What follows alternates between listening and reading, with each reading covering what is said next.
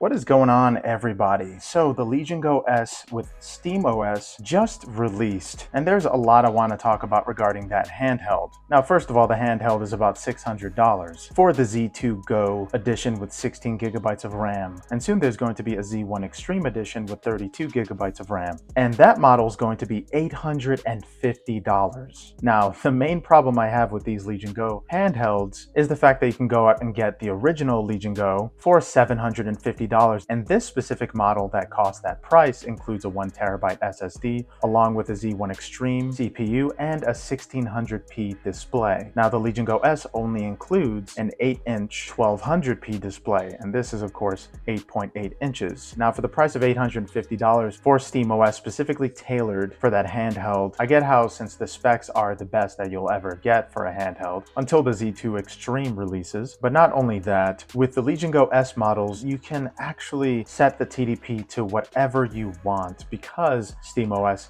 is specifically tailored for the Legion Go S and not the original Legion Go just yet. But of course, that isn't set in stone, and while there isn't a guarantee that there will be TDP support for the current original Legion Go with the Z1 Extreme chip, it also isn't completely written off. So if you're wondering if I would go out and completely recommend the steamOS version of Legion Go S, you would most likely think wrong, because the original Legion Go plays these games just fine and it has the Z1 Extreme. But if you wanted a brand new Legion Go, maybe that's also not the best decision. You can go on something like Facebook Marketplace and get one of these handhelds for $500 or anywhere below $600, which is a lot cheaper than the Legion Go with the Z2 Go chip. That's not to say that they provide the same exact performance. As you saw, even the Legion Go S with the Z2 Go chip performed a significant amount better than the Steam Deck itself. So I can't imagine how well the Z1 Extreme chip's going to perform versus the original Steam Deck and Steam Deck OLED. Of course, there will be more optimization for the Z1 Extreme version of the Legion Go S, and that hasn't released yet.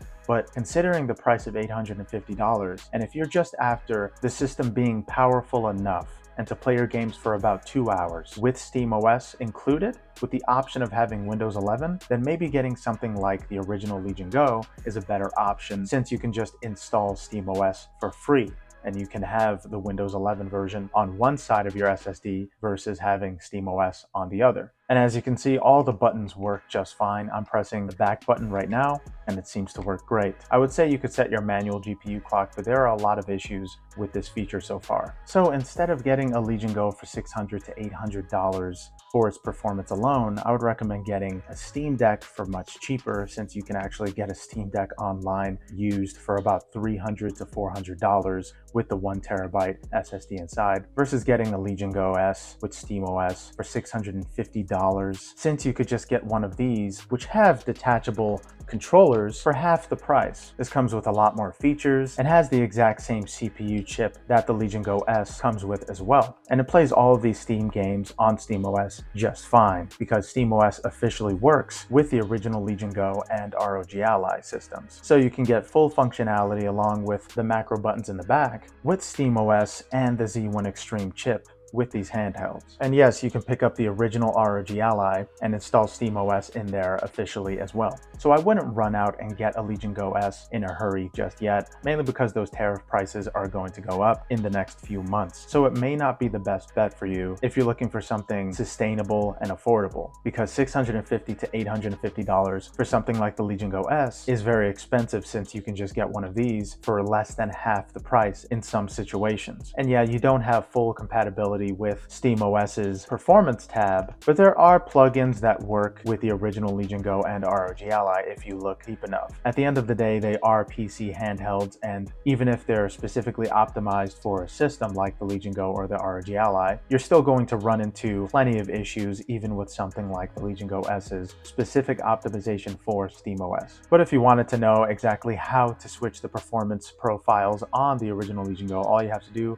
is hold the left Legion Go button and press Y, and you should switch between 3 different performance profiles. I'm currently in Power Saver, Now balanced, it's around 40 to 50 FPS, and then performance, which is around 50 to 60 FPS. So as long as you can remember those combinations, you can actually install steamOS on your original Legion Go for free without needing to get an entirely new handheld. But steamOS has officially released for other AMD handhelds, and it works as intended, kind of similar to how the beta version of steamOS worked with these handhelds, except it is a lot more smooth than it was with the beta version of steamOS 3.8. So if you're looking to find something affordable, you can get one of these for about $300 to $400, no problem. And you can install the steamOS operating system for free. And you have everything officially supported for Legion Go, like the side menus, the Steam home screen, the Steam library, and all the magical plugins that you can get for this operating system, which there are a ton of. And it's all powered by the faster RAM and CPU in the Legion Go, which is the Z1 Extreme and LDDR5X RAM. But I'm just stoked for the fact that this operating system is finally compatible with these amazing handhelds. I feel like Windows was just holding these handhelds back for a very long time. And seeing how the Legion Go performed with Windows 11, everybody could tell that it was high time to move over to steamOS and Linux. And since moving on to that operating system on the Legion Go, I've never looked back. I mean, there are some times I wish that there were more games compatible, but for the most part, most of my games are compatible with the Legion Go, even if the verification system doesn't say there is. But yeah, guys, what do you think about the official release of steamOS on the Legion Go and ROG Ally? Regardless of all the glitches and issues that steamOS may have with Legion Go and ROG Ally, Windows 11 has 1,000 times more. And with PC handhelds, there are always going to be issues here or there. But yeah, thank you guys so much for watching. I hope you enjoyed the video. Later.